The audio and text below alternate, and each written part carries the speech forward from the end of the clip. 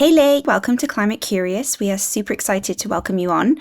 So yeah, could you just say hello to our listeners and explain what you do and who you are? Yeah, hello to everyone. Really excited to be here. My name is Lake. I am a 21-year-old climate organizer, originally from Michigan, and I'm the founder and executive director of the Federal Climate Amendment Institute, FCAI, which is a youth-led movement organizing to build the constitutional right to a livable climate through the Federal Climate Amendment, which is a U.S. constitutional amendment.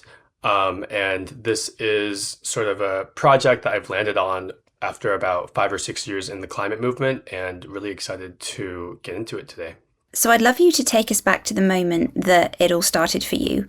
You've said that you were watching a YouTube video actually, and this is what pulled you into the movement. So could you take us back to that moment and what happened when you were watching that YouTube video? Yeah, so I was on the bus home in 8th grade, so I was like 13 probably. And I was starting to get into the political media ecosystem a bit because this was a few years into the Trump presidency. Stuff was pretty crazy in the US, and came upon this video called A Message from the Future with AOC. And it was AOC who had, just won her congressional election, talking about the Green New Deal. And specifically, she was in the year 2030. It was after a decade of the Green New Deal, and she was kind of projecting a vision back onto 2018, 2019 when it was. And that was really compelling to me because she had the ambition to just say, this is what we want out of government. And I heard about, universal health care, about a federal jobs guarantee, about employing, today's young people in good green union jobs, and that really forming the economic livelihood of our nation, creating a foundation for a better future in all senses, environmentally and economically for young people. And that was compelling to me. And that sort of whole society transformation vision, rather than just, a carbon tax to curb our emissions, it was a really beautiful vision, and it's something that I wanted to learn more about right away. A pretty eventful bus ride then. And why did it land different to any other climate messaging you were seeing at the time? Or maybe it didn't appeal to you because it wasn't a climate message? Yeah, it was different than, what I understood to be the sort of mainstream set of climate solutions, because those usually, they were technocratic in a way. So we had things like cap and trade, we had things like a carbon tax, and we had researchers and academics and politicians pushing this idea that, okay, we have this problem, but we can solve it without solving these other problems in society. People were not talking about racial inequality and access to healthcare and access to, a livable wage, and all these things that were broken about our political system, along with the fact that we were allowing the planet to get destroyed through the fossil fuel industry. And that issue alone is very abstract. And to me, it was very abstract because I was like, I know climate change is happening, but where is it, right? How do I understand it? Whereas everyone understands their material, economic, and social conditions. Everyone understands racism and classism and all these other issues that we could untangle. And certainly, I think the Green New Deal video resonated with me precisely because it was a message that intertwined working class interests and social justice with the climate crisis, and a vision of how we could solve all of these together. I love that. Also, I just love how embedded you are in everything, like at such a young age. It's so impressive. A lot of those words, I'm like, I still don't quite understand that, but we'll work through it. I'm sure as we keep talking, I will get all these terms. So let's go forward in time. You spent some years organising through Sunrise and the Democratic Party, actually working with AOC, right? And you were kind of working on the inside track. Then Trump wins in 2024 and the IRA starts unwinding. What did that do to your theory of change? So from about 2020 to 2022, when we elected Biden, we elected the Democratic Senate and House majority. So, we had a Democratic trifecta. That was a moment of optimism and hope and opportunity for the climate movement because we had just lived through 4 years of Trump where, the executive was going to be a problem for any federal policy we wanted to pass. And then we got the IRA through, $369 billion allocated to build renewable energy, all sorts of other programs administered through, different executive agencies, through different legislative mechanisms.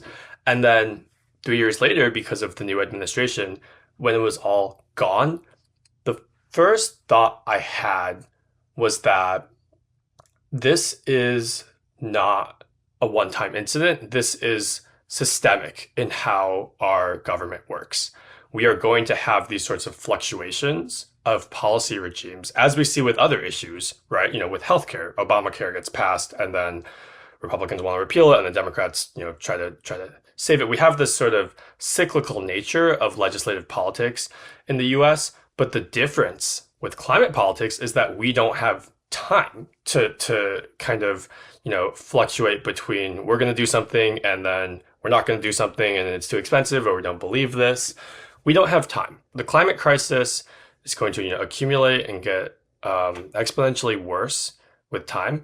And that's what made me start to think about what is a durable solution for climate. And then I started to look towards history. We don't accept people who want to take away women's right to vote. We don't accept people who want to take away the Civil Rights Act and reinstate segregation, right? Because there are moments in history where we move past an issue being debated in like a 51-49 vote way, and we move towards constitutionalization and say this is a value in our society. And it became apparent to me that the only way we could get there is if we had that long-term horizon in our minds of young people's rights being protected and society recognizing this. And that can only be done through the Constitution and the judiciary rather than the White House and Congress, which are elected every 2 or 4 years. And I'd love to know more about how you landed upon something that is a climate tool that before had never really been seen as a climate tool, which is the Constitution. And I know you've done some incredible work in many different states across the US, but could you talk us through the examples in Montana and Hawaii and, why these cases convinced you that this was the way in when perhaps doors were being shut in Congress and other routes in the White House? Absolutely. So in constitutional law and in lawsuits that are rights-based or rights-based litigation, there's a different question that is asked than in traditional statutory or legislative law. And that question is a fundamental constitutional right being violated? As opposed to regulation, which is this pollution limit, or is this, sort of level of harm acceptable by this statute? So fundamentally, those are different questions. One is about parameters defined by the statute, like just a piece of legislation, and one is about people. So that's really key. And in 1972 in Montana, that's the first example we have, they were concerned over pollution from the coal industry. So they got together at a constitutional convention and they ratified this environmental right, an environmental rights amendment that says people have the right to a clean and healthful environment in the state of Montana. And in, the 2020s, so about 50 years later, our Children's Trust, and youth plaintiffs went in and they saw a statute which prohibited climate impact review in the state of Montana. So you can't consider greenhouse gases or climate impacts when you permit these energy projects. And they said that's unconstitutional because that restricts and prohibits us from being able to seek a remedy by considering climate impacts in governance. So they sued, they filed Held versus Montana, and in 2023, they won. They used this environmental right to say that it is a violation of these young people's constitutional rights if you govern in a way that allows climate change to continue rather than governing in a forward-thinking, environmentally friendly way. That was really key, not because that statute was, if we want to talk numbers, that statute wasn't causing, 5 or 10% of or 20% of our country's emissions, but it was the first recognition that this was a human rights violation. It doesn't matter what the legislators in Montana think. From a conceptual perspective, they are now required to govern in a way that protects that human right. Same in Hawaii. So this was a settlement agreement in 2024, so the year after Montana. They said that you're not implementing this transportation bill that you passed, or more broadly, it was a decarbonization bill that required decarbonization in different sectors. They said you're not implementing it, and that's a violation of the 1978 Environmental Rights Amendment, basically analogous to the Montana Amendment. And the governor's office came and they agreed. They said, you're right, let's work together on fixing this. And they came up with a plan to decarbonize the transportation sector fully by 2045, and a whole slew of legislative provisions to get there.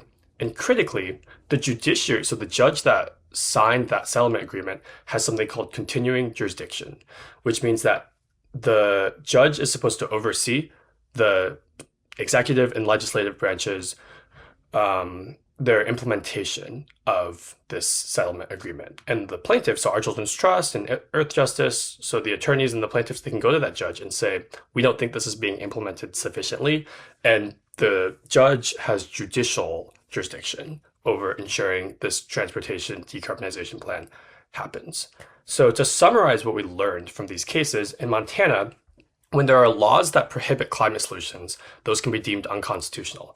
In Hawaii, when there are governance structures and bureaucratic inefficiencies that prohibit decarbonization, these environmental rights can be used as a catalyst to work with the government and say, let's come up with a plan to govern in a way that lowers carbon emissions, fixes the climate crisis, and protects young people's fundamental rights. And it's interesting you ask, how does that interact with what's happening in Congress? Because of the way that our federal government and state government is split, we can have a legal precedent, kind of a jurisprudential precedent at the state level, but it doesn't exist at the federal level in what Congress and the White House is responsible for. So Congress, you might ask, why are they not subject to the same legal limits or requirements as these two states? It's because the federal Constitution does not protect an environmental right. And when it's been attempted to be found under the Fifth Amendment right to life, liberty, and property, that has not succeeded in federal court. So whereas this, at the state level, it's the case is that, these rights are legally protected. At the federal level, it's still up to discretionary policymaking. It's still just whatever members of Congress want to do. And that's the critical difference. And, now my work is trying to bridge that gap. Incredible. And sounds like you're trying to make it a lot more watertight, whereas at the minute there's just many gaps and stuff can fall through depending on people's personal values or what they kind of believe in or what they want to do or not Balancing the budget, saying it's too expensive to tackle climate change, all sorts of things. Let's get to the solution that you have founded. So you founded the FCAI. Could you tell us a little bit about that, what it looks like in practice, what it is, what you do, who's involved? So we have one goal, which is amend the US Constitution. And I started FCAI right in January 2025 last year when Trump took office, because we all knew what was coming because he got elected a few months prior to that, but it really felt real when he got into office. And on the first day, he ordered the White House to pull away all federal offshore wind permits. So the progress we were making building renewable energy, lowering emissions in the years prior was just a critical piece of it was just undone. So I was like, we have to do something about this. This is not okay. And I was like, the only way that we could resist this is through the courts, is through a human rights-based constitutional fundamental right. So I literally took out my notes app and I wrote an amendment based on my understanding of previous amendments. Certainly not an expert. I'm not a lawyer. I don't have the expertise to rigorously write one. But I was like, I looked at the 19th Amendment and I looked at the 14th Amendment and some other human rights amendments. And I basically wrote people have the right to a healthy environment and a livable climate system. And then that was the foundation that I took to the lawyers that litigated the Hawaii and Montana cases, because I used to work at our Children's Trust, that law firm, and I said, how do we make this into a real constitutional amendment? And then we went through, a pretty long drafting process, and then we came up with a proposal between, me and the other young people that I was working with and the attorneys that had expertise on which, how you make these amendments work for the climate crisis. On the organizing side, I started launching chapters around the country, and we did a series of teach-ins in California and Virginia and Maryland. And we started to build out the base of high schoolers and college students who understood that a constitutional solution was the solution that matched the scale of this crisis in the political moment we were in. So that was phase one of our organizing, kind of the first half year of the Trump presidency. And then last summer, we did a campaign and sort of organizing effort in DC. I was in DC, and we brought this to members of Congress. And eventually we, found a lead sponsor. We'll be, much more public on that next year when the amendment is actually out in Congress. And we started to put out teasers of, if we introduced a constitutional amendment and we would ask staff, we would ask members of Congress, how would you feel about it? Would you be outspoken? Would you co-sponsor it, which is like, the official marker of support? Would you be a co-lead?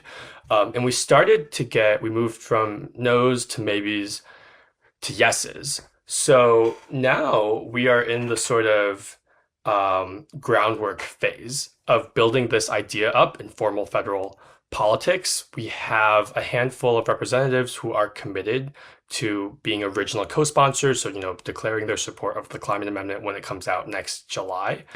And so that's the kind of formal politics side. This is a bill that is carried in Congress, and it will be introduced. And then on the organizing side, we are launching state level chapters. So right now we have chapters either in existence or in progress in Nevada, in California, in Hawaii, in Oregon. And these are, I know we talked about Oregon before. These are how our movement lives at the local level outside of DC and Congress. So in my view, this is the most exciting work that's happening right now, because there's only about 5 states with this environmental rights amendment, and we're changing that. We are using various legislative and political mechanisms to try to get some of these environmental rights amendments and climate amendments onto the ballot in the next 5 years or so. And that would create the terrain for more litigation and lawsuits with better results. And this is a group of how many of you? How many students are involved? Has it spread? How is the movement spreading? Yeah, so we have we're a membership-based organization. We have about 250 members around the country, and it's growing every day. And as I mentioned, the most exciting work to me is local, or there's a good phrase: all organizing, all politics is local.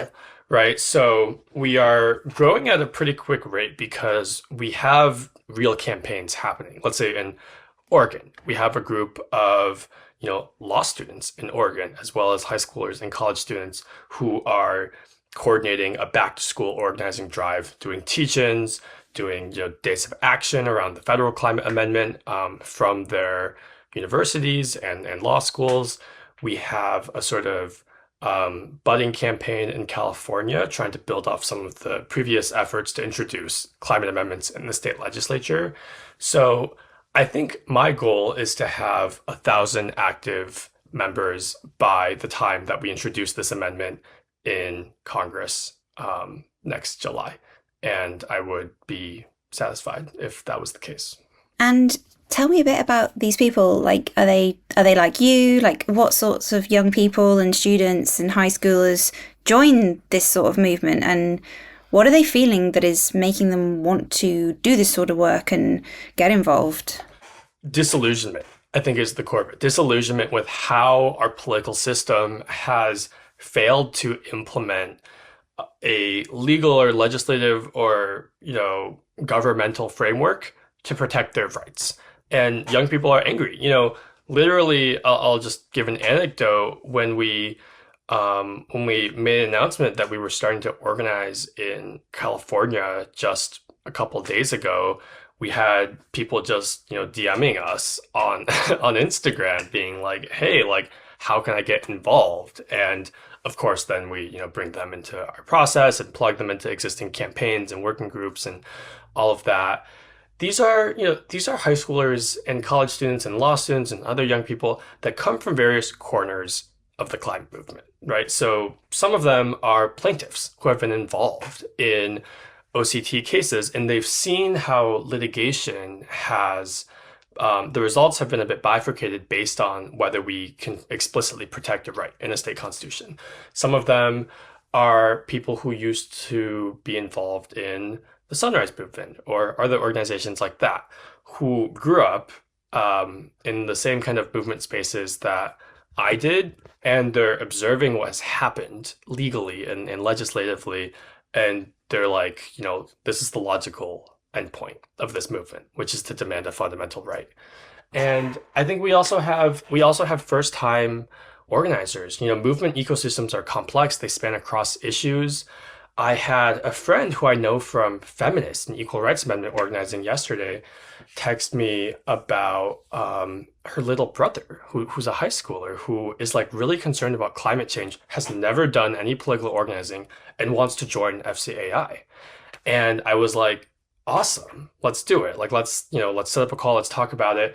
And I think that's really beautiful, because this is not just, we don't just want veteran, youth climate organizers who really know what's going on. We're only going to expand this movement if we can meet people where they're at. And if that place is, I'm a high schooler and I'm really concerned about climate change because I saw the smoke on the 4th of July and it was 100 degrees, that's their entry point. And that's the base of people that we have to organize. The people who are concerned about the things that we can all see around us. Yeah. And it also sounds like there's a nice blend of people that are also just interested in protecting democracy. Like, it feels like it's not just people that are worried about nature, although I think it's all interconnected. I don't think it's a complete binary, but it's really great as well that they're seeing this as a kind of democratic tool as well to strengthen those rights.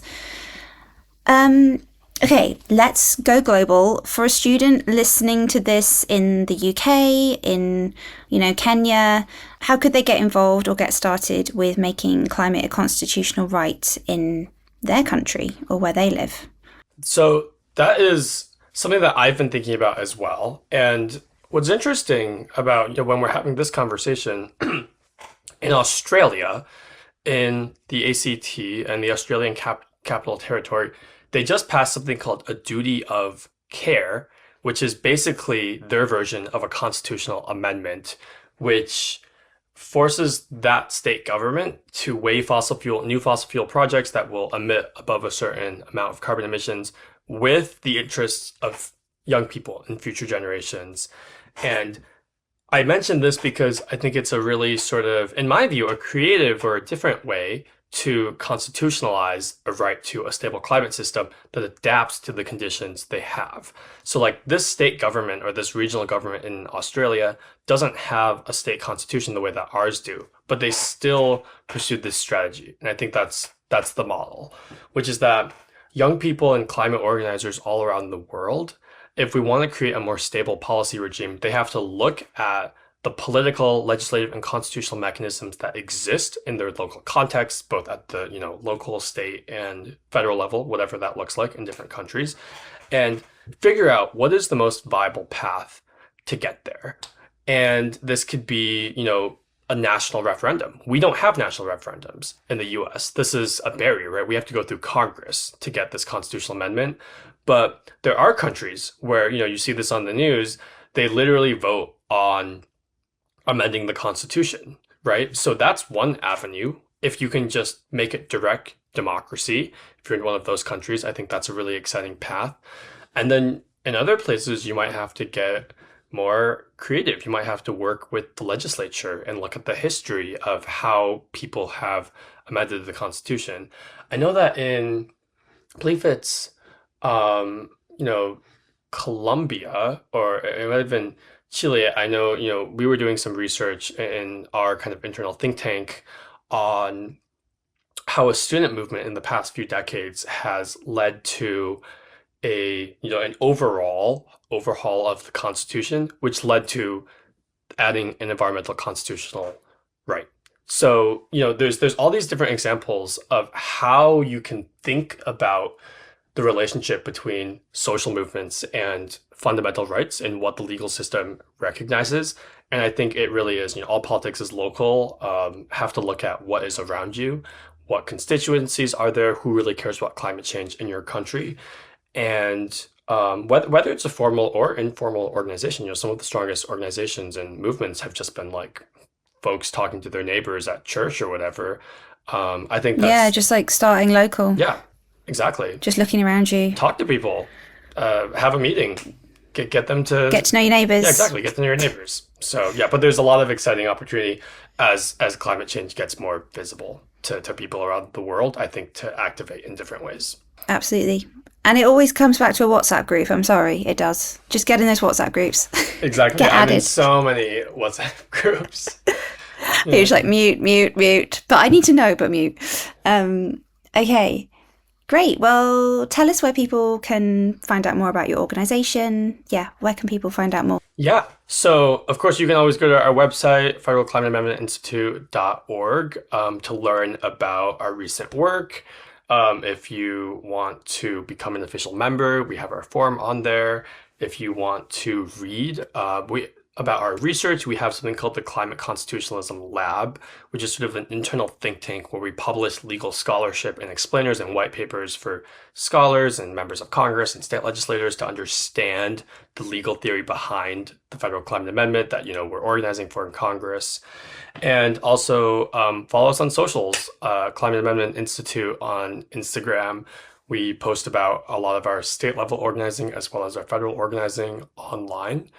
Reach out to us. We have contact info on our socials or websites if you're interested in getting involved. It really takes a village to organize a successful political movement, and we totally welcome involvement and the sort of creative contributions that anyone listening in might want to provide.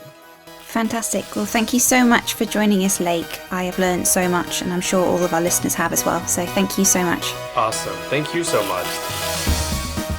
Thank you for joining us this week. We really hope you've enjoyed this episode. If you did, please hit the follow button to make sure that you get next week's release. While you're at it, please leave a rating and a review. Now, let's shout out to our fabulous team behind the pod. Executive produced by Josie Colter. Produced by Ben Beheshty. Music also by Ben Beheshty. Communications by Tara Cooper and Izzy Gladstone. Curation by Deesha Chandra. Hosted by Ben Hurst. And Maryam Pasha. And remember, stay curious.